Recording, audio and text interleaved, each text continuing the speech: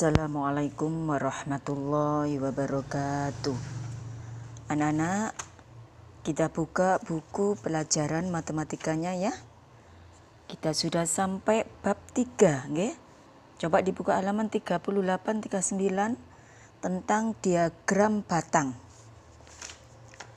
Nah, anak-anak, dalam kegiatan pembelajaran 1 bab 3 kita belajar tentang yang pertama, pengertian data.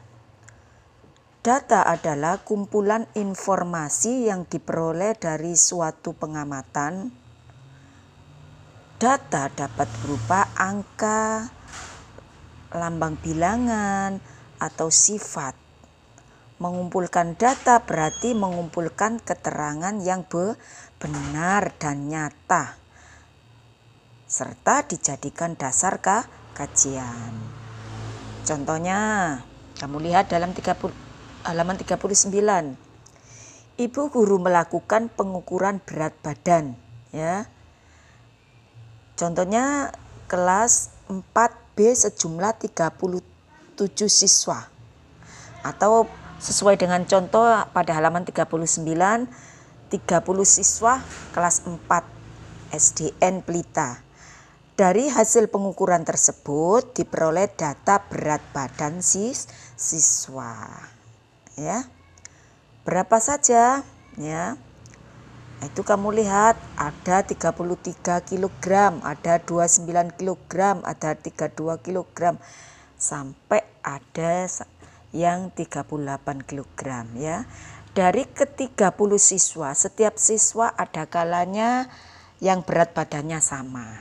Ya, nah itulah hasil dari pengukuran berat badan pada siswa kelas 4 SDN Pelita.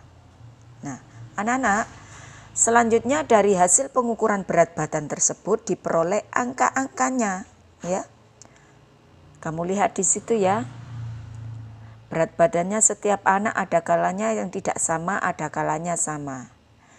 Nah, setelah kita mengukur berat badan, maka yang kedua kita menyajikan data dalam bentuk tabel. Kamu lihat halaman 39 bagaimana bentuk tabel ya. Dari pengukuran di atas ya, pengukuran data di atas, maka kita bikin tabel. Contohnya seperti halaman 39. Tabelnya berat badan siswa kelas 4 SDN Pelita. Kamu lihat berat badan 28 ya. Berat badannya anak 28 itu berapa? 1, frekuensi 1. Yang kedua 29, berat badan 29 kg, berapa anak? 2 anak. Frekuensinya 2. Nah, itulah contoh-contoh pengertian data dan penyajian bentuk tabel. Lah, selanjutnya anak-anak, yang ketiga, membaca dan menafsirkan data dalam bentuk tabel. Kamu lihat pada halaman 40. Setelah membuat tabel berat badan di atas ya, di atas tadi ya, ada tabel tadi nak ya.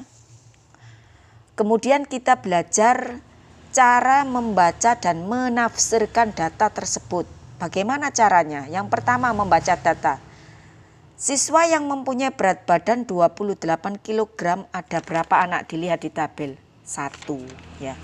Itu adalah cara menyajikan data ya, atau menafsirkan data. Jadi kita bisa melihat pada tabel berat badan. Yang kedua, menafsirkan data ya.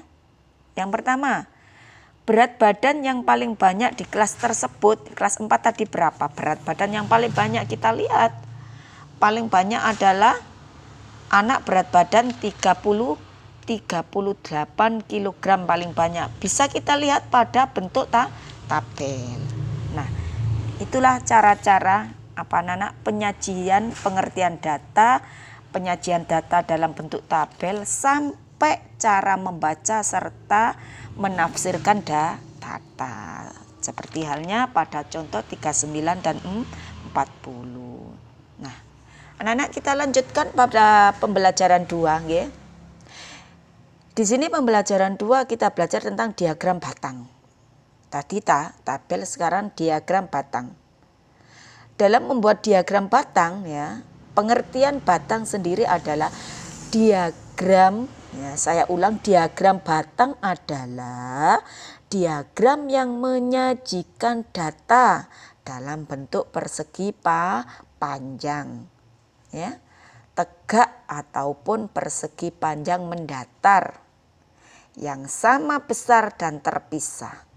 Nah, diagram batang dapat dilakukan jika telah ada datanya. Bagaimana cara membuat diagram batang? Pertama langkahnya, ya, kita membuat sumbu datar X, ya, dan sumbu tegak Y yang paling tegak lurus. Yang kedua, sumbu datar menunjukkan jenis kategori, misalnya berat badan atau tinggi badan atau nilai ulangan dan sebagainya. Yang ketiga, sumbu tegak menunjukkan frekuensi atau banyaknya siswa. Dan yang keempat, gambarlah persegi panjang tegak untuk masing-masing jenis kategori. Nah, ini sudah ada anak-anak contohnya pada halaman 41, ya. Ada data berat badan, ya. Di mana ini ada bentuk persegi, ya, dengan catatan berat badan dan banyaknya siswa. Sehingga kita bisa mengetahui. Dan di bawahnya ada skala atau letaknya siswa, ya. Pada sumbu tegak, ya, itu menunjukkan banyaknya siswa, okay, dan berat badan siswa, ya.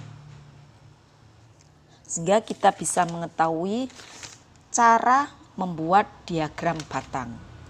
Yang kedua, membaca dan menafsirkan data dalam bentuk diagram batang. Nah, sekarang kamu akan belajar, kamu lihat pada halaman 42, cara membaca dalam menafsirkan data dalam bentuk diagram batang. Perhatikan anak-anak pada halaman 42. Buahnya ini contohnya anak-anak, ya, perhatikan contohnya. Pada halaman 42 dicontohkan adalah diagram batang siswa kelas 4 yang memelihara binatang, ya. Kalian disuruh membaca dan menafsirkan diagram batang tersebut. Nah, yang pertama adalah kamu lihat di situ ada panah yang ke atas, ya, menunjukkan banyaknya anak.